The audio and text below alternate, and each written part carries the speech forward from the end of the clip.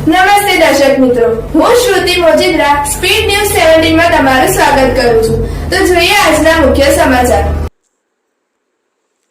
બનાસકાંઠાના દરેક તાલુકાઓમાં આજરોજ લાખણી, દિયોદર, કાંકરેજ, બનાસકાંઠાના દરેક ગૌશાળાઓ અને પાંજરાપોળમાં તાલુકાના ગામે ગૌ માતા રાષ્ટ્રમાતા જાહેર કરવાના સૂત્ર સાથે રેલી કાઢવામાં આવી હતી અને ગૌ માતાના કતલ બંધ કરો તેની સાથે નારા પણ લગાવવામાં આવ્યા હતા। તમામ ગામના લોકો બહોળી સંખ્યામાં રેલીમાં જોડાયા હતા। અહેવાલ ઓમપુરી ગોસ્વામી, ઉત્તર ગુજરાત, બનાસકાંઠા। દુકાનો પોતાના ધંધા રોજગાર સવારે 10 વાગ્યાથી કરી અને 10 ને 10 મિનિટ સુધી બંધ કરી અને ગૌ માતાના આ વિશાળ આંદોલનની અંદર બધાએ જોડાણા છે।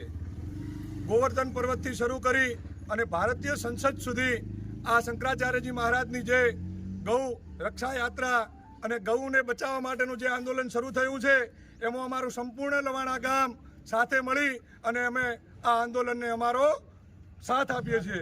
जय गौ माता, जय गौ माता, जय गौ माता, गौ माता राष्ट्रमाता जाहिर करो, गौ माता राष्ट्रमाता जाहिर करो, बोलो गौ माता की जय।